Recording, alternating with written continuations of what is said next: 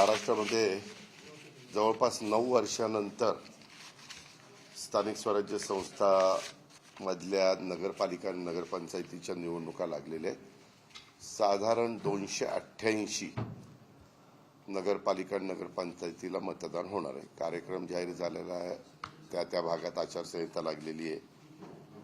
मी काल पुणे जिल्ह्याचं माझ्या सहकार्य मित्रांना एकत्र घेऊन आढावा घेतला आणि त्याच्या आधी सोमवार ते शुक्रवार मी मुंबईमध्ये राज्याच्या बद्दलचा मी सुनील तटकरे आणि बाकीचे आमचे सगळे सहकारी आम्ही सगळ्यांनी मिळून तो आढावा घेतला।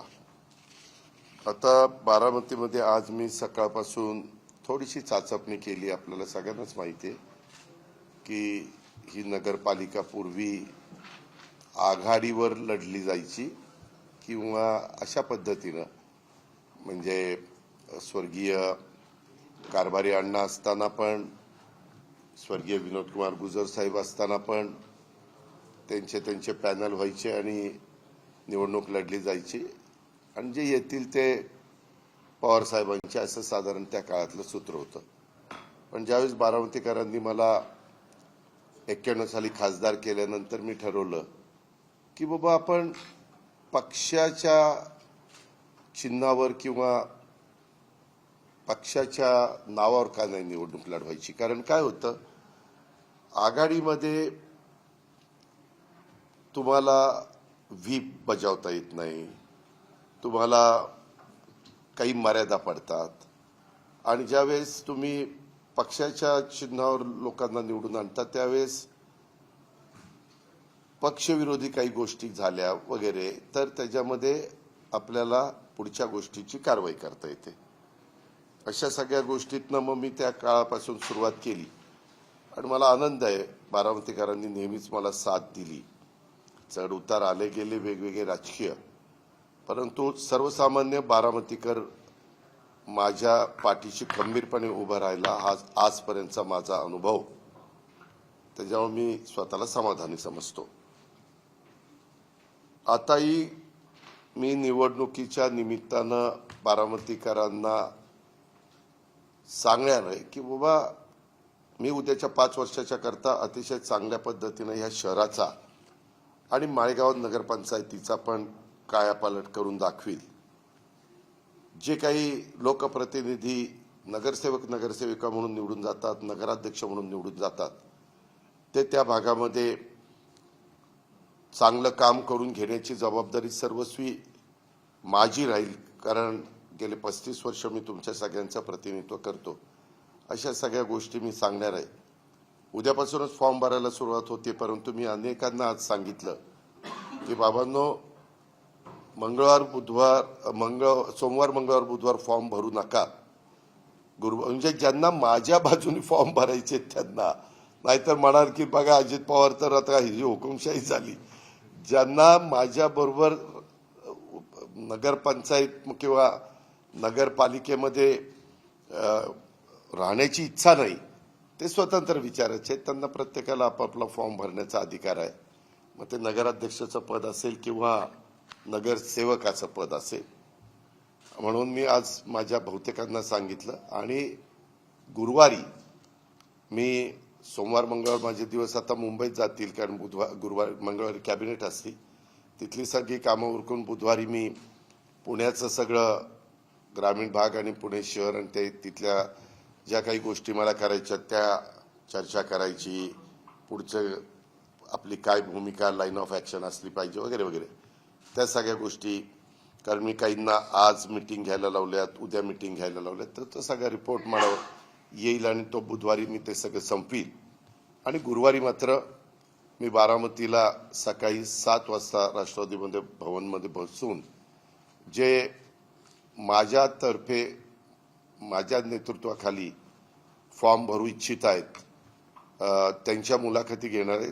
नगराध्यक्षाचे जेवढे उमेदवार असतील त्यांच्या, फक्त नगराध्यक्षाचे जेवढे उमेदवार आहेत त्यांच्याच मुलाखती होतील आणि नंतर नगरसेवकांच्या मुलाखती होतील। त्या दुपारपर्यंत मी संपवल्यानंतर तिथे कार्यकर्ते जमणारच, नंतर माझे मी मेळावा घेईल आणि त्या मेळाव्यामध्ये साधारण काय माझं मत आहे ते मी माझ्या कार्यकर्त्यांना आणि माझ्याकडे इच्छुक असणाऱ्या सगळ्या उमेदवारांना सांगेन. आणि दुपारी 1 वाजता नगरपंचायत माळेगावच्या नगराध्यक्षांचे इच्छुक उमेदवारांची मुलाखती घेईन आणि नंतर बाकीचे प्रभाग जिथले आहेत त्यांच्या मुलाखती घेईन.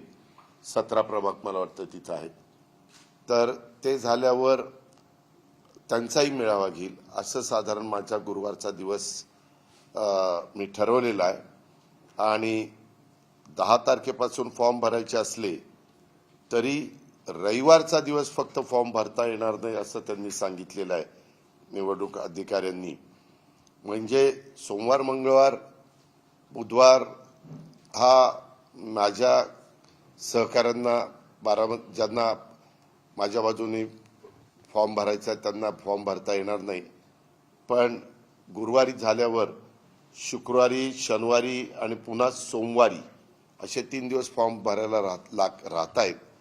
आणि सोमवार, मंगळवार, बुधवार फॉर्मची बद्दलची जी माहिती लागते, बरीच वेगवेगळ्या प्रकारचे दाखले वगैरे लागतात, ते त्यांनी कलेक्ट करावेत.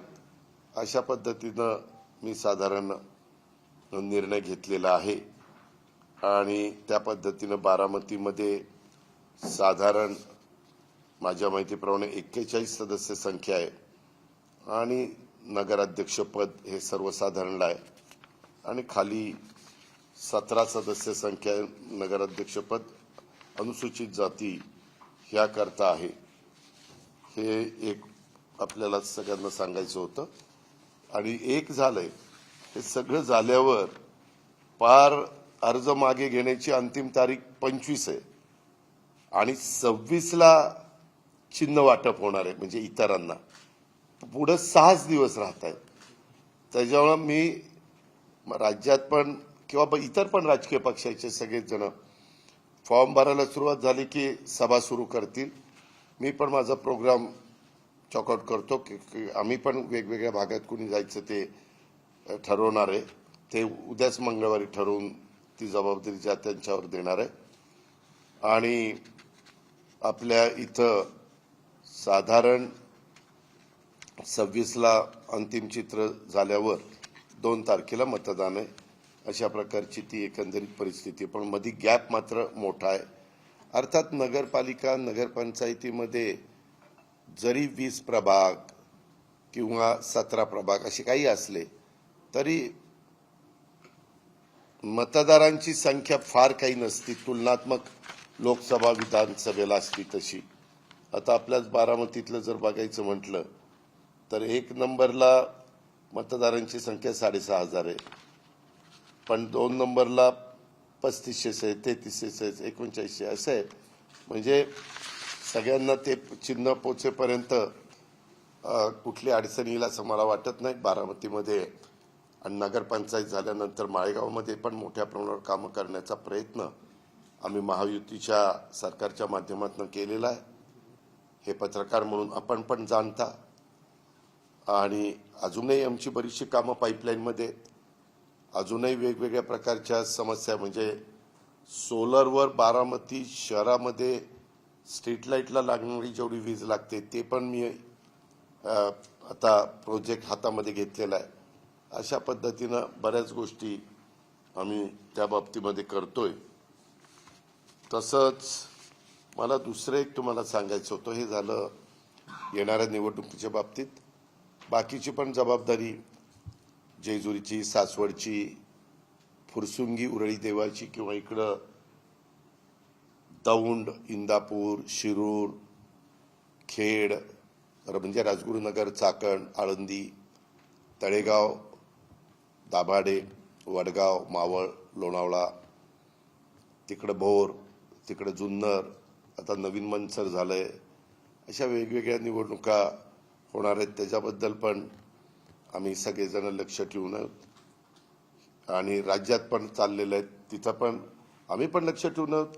आमचे मित्रपक्ष पण लक्ष ठेवून आहेत आणि समोरचे विरोधक पण लक्ष ठेवून आहेत. हे मला आपल्या सगळ्यांच्या निदर्शनास आणून द्यायचं होतं. दुसरं, मधल्या काळामध्ये काही घटना घडल्या त्याच्याबद्दल स्पष्टपणे मी माझी भूमिका मांडली आणि त्याच्याबद्दल इन्क्वायरी पण सुरू झाली, FIR पण दाखल झाली ज्यांच्या सह्या आहेत त्यांच्यावर, आणि चौकशी पण सुरू केलेली आहे. 1 महिन्याची मुदत मुख्यमंत्री महोदयांनी दिलेली आहे आणि त्यावेळेस सगळं वस्तुस्थिती काय ती जनतेच्या समोर येईल.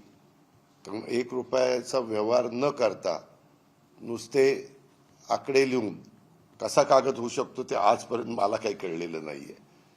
आणि त्याच्यामुळे मी पण आश्चर्यचकित झालो की असं कसं ज्या रजिस्टर ऑफिसच्या व्यक्तींनी हे नोंदणी केली त्यांनी कशामुळे ही नोंदणी केली, काय त्याला असं घडलं की त्यांनी चुकीचं काम केलं, अशा सगळ्या गोष्टीचा वस्तुस्थिती आपल्याला महिन्यांनी कळेल. कारण सगळे चांगले अधिकारी मुख्यमंत्री महोदयांनी त्या कमिटीवर नेमलेले आहेत. ते सुरू झाल्यावर पत्रकार मित्रांनो काय होतं, निवडणुका जवळ झाल्या की आमच्यावर आरोप सुरू होतात, कुठनं तरी काहीतरी. मागेही तुम्हाला आठवत असेल की असाच 2009ला का 8ला 70,000 कोटीचा आरोप झाला. त्याला 15-16 वर्ष झाली, परंतु त्याच्यातनं काहीही कुणी पुरावे देऊ शकले नाही, काही होऊ शकले नाही. पण बदनामी तर आमची होती. कुणी पण उठायचं, ते असं झालं तसं झालं. अलीकड मीडियामध्ये बोलताना वेगवेगळे प्रवक्ते बोलतात, ते पण त्याच्यामध्ये करतात. शेवटी चुकीचं कुणाकडनं घडलं आणि त्याच्यामध्ये काही त्याच्यावर आरोप झाले तर एक वेळ आम्ही समजू शकतो. परंतु सकाळपासून रात्री उशिरापर्यंत लोकांची कामं करायची, पारदर्शकता कशी राहील ते बघायचं, नियमाला धरून करायचं, संविधानाने सांगितलेल्या सगळ्या गोष्टीचा आदर करायचा, घटनेचा कायद्याचा पूर्णपणे कुठेही तिथं चूक होणार नाही हे बघायचं. आणि ते झालं की लगेच बारामतीतल्या कुठल्या जमिनीचं काढायला लागले. माझं तुम्हालाही सगळ्या पत्रकार मित्रांना आव्हान आहे, मी माझ्या राजकीय कारकिर्दीला सुरुवात केल्यापासून मी कधीही माझ्या हातनं कुठली चुकीची गोष्ट होऊन देत नाही. आणि मी मागेही 2-3दा एकदा मुंबईला सांगितलं, पुण्यामध्ये सांगितलं, आता तुमच्या इकडे सांगतो की माझ्या नावाचा वापर करून माझ्या जवळचे नातेवाईक असतील, लांबचे नातेवाईक असतील, माझे जवळचे कार्यकर्ते असतील, माझ्या जवळचे सहकारी असतील, माझ्या जवळचे अधिकारी असतील, त्यांनी जरी कुणी काही सांगितलं, त्यांनी तर सांगूच नाही, पण यदा कदाचित काही सांगितलं तर ते नियमात नसेल तर अजिबात संबंधित अधिकाऱ्यांनी त्या कामात करता कामा नये. अजिबात कुठलाही दबावला ते बळी पडता कामा नये, हे मी स्पष्टपणे सगळ्या माझ्या क्लास 1, क्लास 2, क्लास 3 या सगळ्या अधिकाऱ्यांना पण आवाहन करतो. आणि IAS IPS ऑफिसर जे कोणी वरिष्ठ अधिकारी आहेत त्यांना पण सगळ्यांना आवाहन करतो. आता पत्रकार मित्रांनो, तुम्हाला माहिती आहे, बारामती तालुका खरेदी विक्री संघ मेढत इथं गट क्रमांक 414/1 जमिनीच्या बाबत काहीतरी आरोप झाले. मी त्याही वेळेस सांगितलं की जे आरोप झाले त्यांनी कागदपत्र तपासावीत, त्याच्यात जर चुकीचं झालेलं असेल तर संबंधितांच्याकडं तक्रार करावी, संबंधितांनी त्याची चौकशी करावी, कायद्याच्या नियमाच्या अधीन राहून, आणि चौकशी करून सत्य लोकांच्या समोर आणावं. आता ही 25/3/1994 रोजी जिल्हाधिकारी पुणे यांनी तहसीलदार कार्यालयामार्फत जमीन मिळणे कामी खरेदी विक्री संघाने प्रस्ताव दिला होता. कधी 94 साली. नंतर 4थ्या महिन्यात म्हणजे पुढच्याच मार्चला प्रस्ताव दिला. एप्रिलला ग्रामपंचायत मिळत होती, त्यांनी शासकीय जागा मिळवावा, ठराव मिळावा असं मागणी आम्ही म्हणजे संघाने केली. 15/4ला विषय नंबर 7 मध्ये ती 5 एकर जागा देण्याबाबतचा ठराव झाला. कारण ग्रामपंचायतीच्या हद्दीत जागा पाहिजे असेल तर त्यांचा ठराव लागतो. 11/5/94ला 2 महिन्यांनी त्याची सर्व कागदपत्रांची पूर्तता करून प्रस्ताव जिल्हाधिकाऱ्यांकडे सादर झाला. तहसीलदारांनी काही प्रस्तावातील त्रुटी पूर्ण करण्याबाबत पत्र संघाला दिलं. संघाने ते सगळं काही नीटनेटकं केलं, त्या त्रुटी पूर्ण केल्या आणि साधारण त्यांनी पर्यायी जागा उपलब्ध करून देण्याबाबत तहसीलदार यांचे पत्र संघाला मिळाले.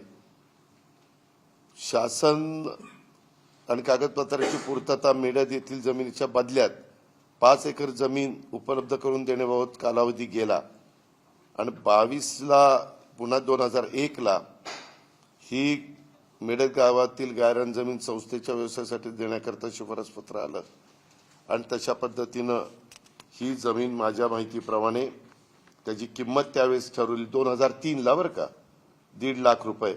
तुम्हालाही माहिती आहे की त्यावेळेस जमिनीचे दर काही एवढे नव्हते तिकडच्या आणि तिथं तर मला वाटतं कमरे एवढा खड्डा होता. म्हणजे मी नंतर कितीतरी मुरुम टाकून ते सगळं भरून घेतलं, संघाला मदत केली होती मी त्यावेळेस. आणि त्याच्या संदर्भामध्ये मग त्यांनी ताबा पावती 2003ला 5व्या महिन्यात दिली संघाच्या नावाने. म्हणजे मागणी केली 94/3ला मार्च 3ला आणि झालं 2003ला, म्हणजे 9 वर्ष त्याला गेली. आणि त्याच्यानंतर मग ते एनए, आता एनएच्या बद्दल तर आम्ही निर्णय घेतला, आता एनए काढूनच टाकलं. त्या एनएच्या बद्दल एवढ्या तक्रारी यायच्या, आता एनए प्रकरणच ठेवलेलं नाही राज्य सरकारने. आता 2020 मध्ये मला असं वाटलं की तिथं आता जरा पंप करावा, कारण बारामती वाढली, एक गोडाऊन करावं, मंगल कार्यालय करावं, असं काय काय काय काय आमचं ठरलंय. तशा पद्धतीनं झाडं लावली, बाकीच्या सगळ्या गोष्टी केल्या, पण त्याचंही काहीतरी काढलं होतं म्हणे. माझी विनंती आहे की जर त्याच्यामध्ये पुरावे असतील, कागदपत्रांचे सगळे दाखले असतील आणि चुकीचं झालेलं असेल तर जरूर चौकशी झाली पाहिजे. कारण हे कायद्याने नियमाने चाललेलं सरकार आहे आणि यंत्रणेने तशाच पद्धतीचं काम केलं पाहिजे. पण आता बऱ्याच कुठल्या जमिनी काढतात आणि ह्यांच्या नातेवाईकांनी असं केलं, ह्यांच्या स्वतः अजित पवारांनी असं केलं. मी कालही चुकीचं कुठलं केलं नाही, आजही केलेलं नाही, उद्याही करणार नाही, एवढंच मला सांगायचं. राज्यात महायुती एकसंध लढणार आहे का? प्रत्येक ठिकाणी त्याच्याबद्दल मुख्यमंत्री देवेंद्रजी, तसंच एकनाथरावजी, तसंच सुनील तटकरेजी, रवींद्र चव्हाणजी आणि काही एकनाथरावांनी ज्यांना चर्चा करण्याचा अधिकार दिला ते कदाचित उमेश सामंत आणि काही कोणी असतील, यांच्या संदर्भातली याची चर्चा होईल. आम्ही एक सांगतो की बाबा सगळ्यांनी एकत्रपणे राहून लोकांच्या समोर गेलं पाहिजे. पण मागे आम्ही 15 वर्ष आघाडीमध्ये काम केलं त्यावेळेस जो तो पक्ष जिथं त्याची ताकद असेल तिथं स्वतंत्र लढण्याचा प्रयत्न करत असतो. जिथं स्वतंत्र लढल्यानंतर मताची विभागणी होऊन फायदा होणार नसेल तर तिथं एकत्रपणे आजपर्यंत जे ते लोक गेलेले आहेत.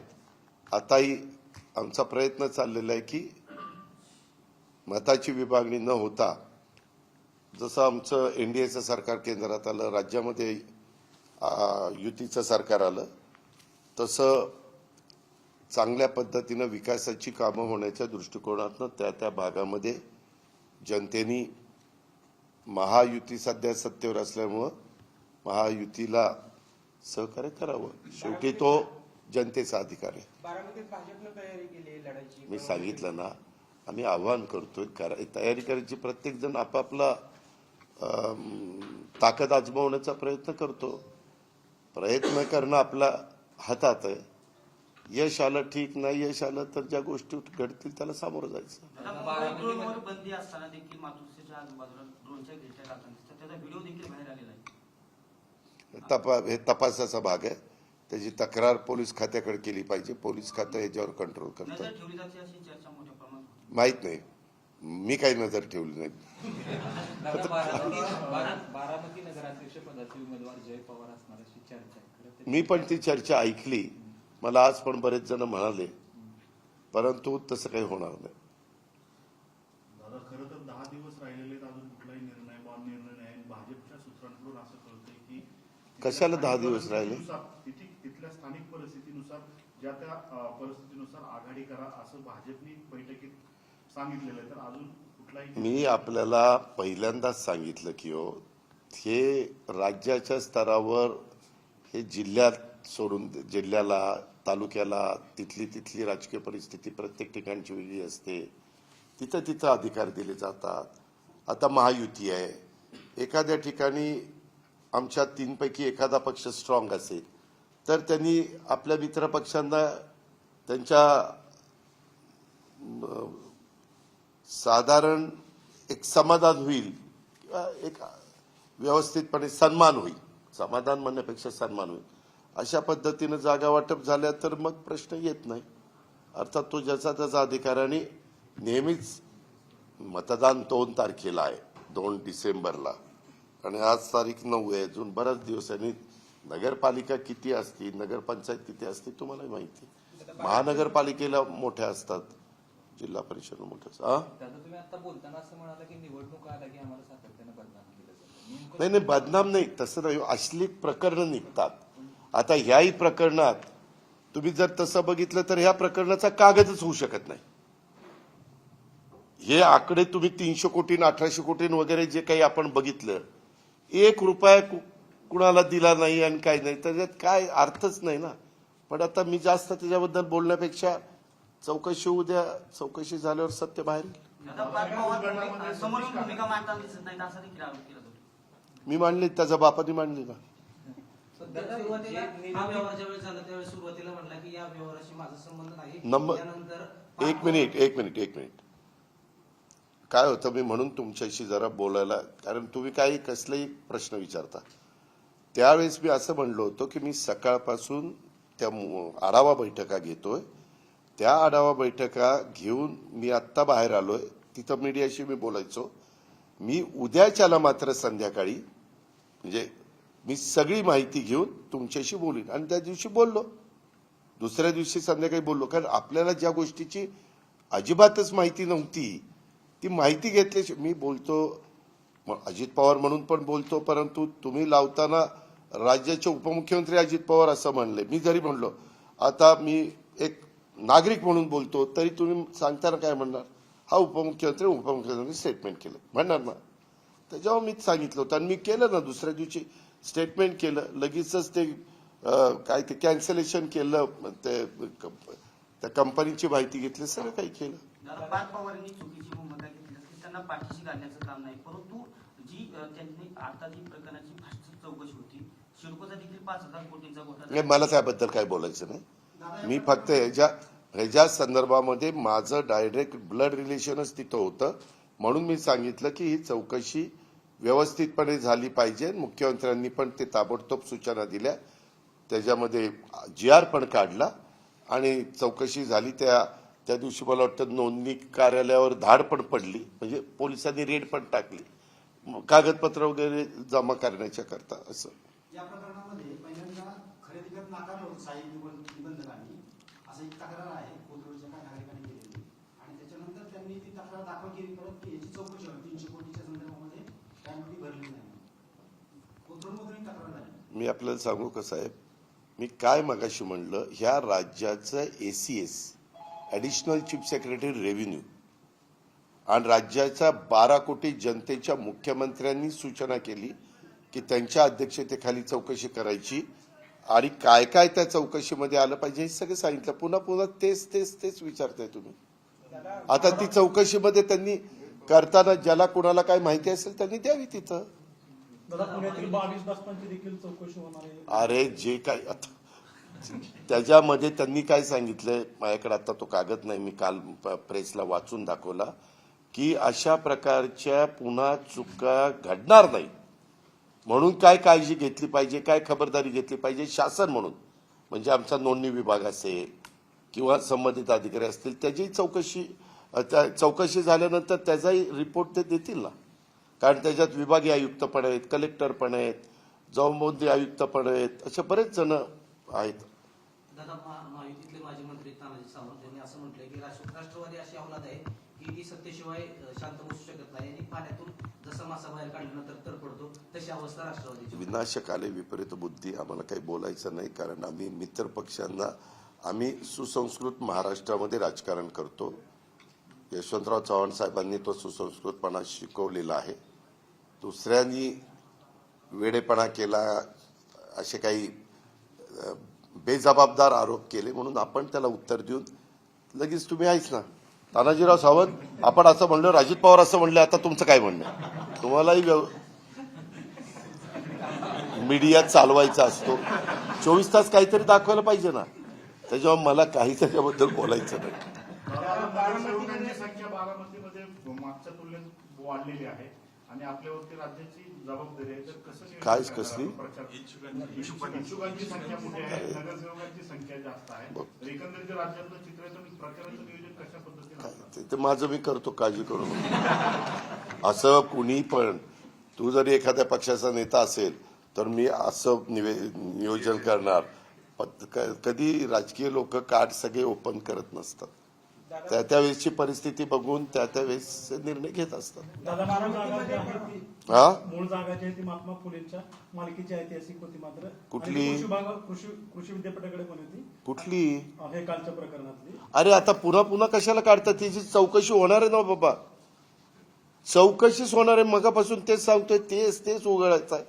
दादा बारामती खरेदी विक्री संघाच्यावर जसा आरोप झाला तसंच तुमच्या सोनगावच्या जमिनीबाबत देखील परवाच्या पत्रकार परिषदेमध्ये उल्लेख झाला होता. मग मी सांगितलं ना, त्याची चौकशी करा. जर कुणी चुका केल्या असतील तर त्याच्यावर FIR दाखल करा आणि जी काही कारवाई असेल ती करा. काय अडचण? खरेदी विक्रीचा दस्त नोंदवताना सहाय्यक निबंधकाला त्यात काय लिहिले याचं काय लिहिलं तरी सुद्धा त्यांच्यावर कारवाई करण्यात मला माहित नाही बाबा, कुठलं विचारतोय तू? दस्त नोंदणी नाही, त्याच्यामध्ये आता शेवटी जी कारवाई ज्या डिपार्टमेंटनी केली, काहीतरी त्यांच्याकडं कागदपत्र आली असतील म्हणून त्यांनी जबाबदार धरला असेल. आता चौकशी समिती सगळ्या गोष्टीची चौकशी करेल ना. दादा बारामती नगर परिषद संदर्भात एक प्रश्न आहे. आपल्याकडे कंत्राटी कर्मचारी आहेत, एक संस्था आहे इंडिका नावाची, ती संस्था पगार चोरी करते कर्मचाऱ्यांचा. तक्रार करा. आता आचारसंहिता लागली, त्याच्यावर आता काही सांगितलं तर आचारसंहितेच्या काळात मतं मिळवण्याच्या करता अजित पवारांनी सांगितलं, डोक्याला ताप नको तिथं. नाही आमचा तो विषय नाहीये. मग आपल्या बारामती शहरामध्ये बाहेरचे कंत्राटदार येऊन अशा पद्धतीने बारामती नागरिकांची पगार चोरी करतात, हा विषय आहे. हो विषय आहे. आता मला त्याची चौकशी करता येणार नाही. ती चौकशी करायची म्हटलं तर चीफ ऑफिसरला विचारावं लागेल. आता आचारसंहिता सुरू झालेली आहे. हे सगळं जानेवारीमध्ये संपल्यानंतर आपण एकदा या, मला भेटा, आपण संबंधित अधिकाऱ्याला बोलू आणि चौकशी करू. 1 वर्षापूर्वी मी तुम्हाला हाच प्रश्न केला होता, तेव्हा तुम्ही संबंधित मुख्याधिकाऱ्यांना सांगितलं होतं, पण त्याच्यावर पुढे काही कारवाई नाही. त्याची बदली झाली, आता नवीन आलंय, आता परत या. नगरात विशेष महिला असेल का पुरुष? अजून मुलाखती घेतलेल्या नाही. मुलाखती घेऊन कोण कोण इच्छुक आहे, नक्की मनापासून कोण इच्छुक आहे, त्यांचं मागचं साधारण कामकाज कसं त्यांनी आतापर्यंत केलंय, काय सामाजिक कामं केली, काय जनमानसामध्ये त्यांना सपोर्ट मिळतो वगैरे वगैरे, ह्या सगळ्या गोष्टी तपासल्या जातील, पाहिल्या जातील, समजून घेतल्या जातील. मग मग मी निर्णय घेईन. नगरपालिकेच्या इलेक्शनात 2 राष्ट्रवादी एकत्र येणार, पवार साहेब गट घेणार का? अरे पहिल्यांदा मुलाखती तर घेऊ दे, मुलाखती घेऊन मग ठरवणार ना. दादा यावेळेस नवीन चेहऱ्यांना बऱ्यापैकी संधी मिळेल का राष्ट्रवादी? मुलाखती घेतल्यानंतर त्या मुलाखतीमध्ये म्हणजे प्रश्नाची जाण असणारे उत्तर व्यवस्थितपणे. आज पण काही जण आले, काही प्रश्न विचारले तर काही सांगता आलं नाही त्यांना. काही म्हणजे नाही तुम्ही तिकीट द्या, मग निवडून आल्यावर करतो दादा सगळं. काय झाले, काय प्रभागामध्ये नगरसेवक 5-5 वर्ष तोंड दाखवलेले नाही, ते राष्ट्रवादीचे देखील आहे. त्यावेळेस कसं नागरिक म्हणतात की तसं का कोणीच मन कवडा नसतो. उद्याच्याला अनेक खासदार, आमदार, लोकप्रतिनिधी निवडून जातात. ते पुढे 5 वर्ष चांगलंच काम करतील असं कोणी खात्रीनं सांगू शकतं का? नाही.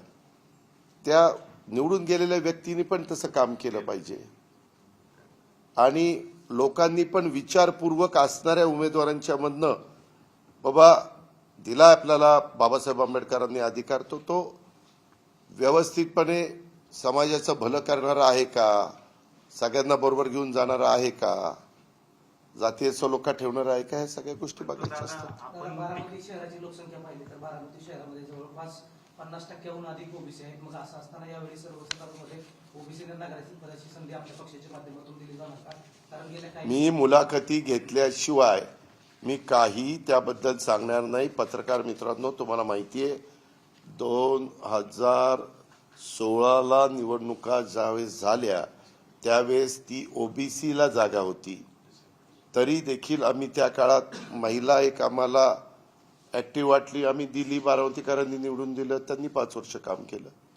त्याच्यावर आता मला अजून उमेदवारच नक्की कोण कोण आहेत ह्याची आज काही भेटले, पण माझी जी कामाची पद्धत आहे, आज गेले 35 वर्ष मी किती निवडणुका केल्या, किती आमदारकीची तिकीट दिले, खासदारकीची तिकीट दिली, मंत्री केले, राज्यमंत्री केले, अनेक जणांना केले ना, केले का नाही केले. मग त्याच्यामध्ये थोडंफार आम्हाला जरा त्याच्यातलं काही गोष्टी माहिती आहेत, त्या मी गुरुवारी हे करून एवढ्या आपल्या महत्वाच्या बारामतीचं प्रतिनिधित्व करत असताना ती व्यक्ती प्रथम नागरिक आहे. म्हणजे उद्याच्याला आपण जी काही निवडून देणार आहे किंवा नगरपंचायत माळेगावला पण तीच गोष्ट आहे, तर त्या पद्धतीने मी करीन. दादा, नगराध्यक्षपदासाठी मोठ्या प्रमाणात इच्छुक आहेत, पण कोणते निकष नगराध्यक्षपदासाठी लावले? माझ्या मनाला जे योग्य वाटतील ते निकष. दादा विरोधकांकडून साथ मागवली. पार्थ पवारांवरती एक मिनिट ऐक ना तू. मी ह्याचं उत्तर मुंबईला पण दिलं, मी ह्याचं उत्तर पुण्याला पण दिलं, तरी तुला अजून हौस आहे प्रश्न विचारायचे. त्यामध्ये चंद्रशेखर बावनकुळे असे म्हणाले की तो कागद करत असताना जे तिथं सह्या केल्या, ज्यांनी जे तिथं आतमध्ये येऊन जबाबदार होते, त्या तिघांच्यावर कारवाई केली FIR मध्ये. राधाकृष्ण विखे पाटील यांनी शेतकऱ्यांबाबत एक वक्तव्य केलंय की शेतकरी सोसाट्या काढतात आणि कर्जमाफीची वाट पाहतात. खऱ्या अर्थाने शेतकऱ्यांच्या जखमेवर मला शेतकऱ्यांच्या बद्दल आम्हाला आदर आहे. शेतकरी हा बळीराजा आहे, लाखाचा पोशिंदा आहे. त्या संदर्भामध्ये मी नक्की विखे पाटील साहेबांनी, कारण विखे पाटील साहेब पण शेतकरी आहेत, मी पण त्यांना अनेक वर्ष आम्ही एकमेकाला ओळखतो. मी त्याच्याबद्दल असाही प्रश्न मला माझे बारामतीचे पत्रकार मित्र विचारत होते, नक्की काय झालंय त्याची माहिती घेईल आणि मग गुरुवारी तुला उत्तर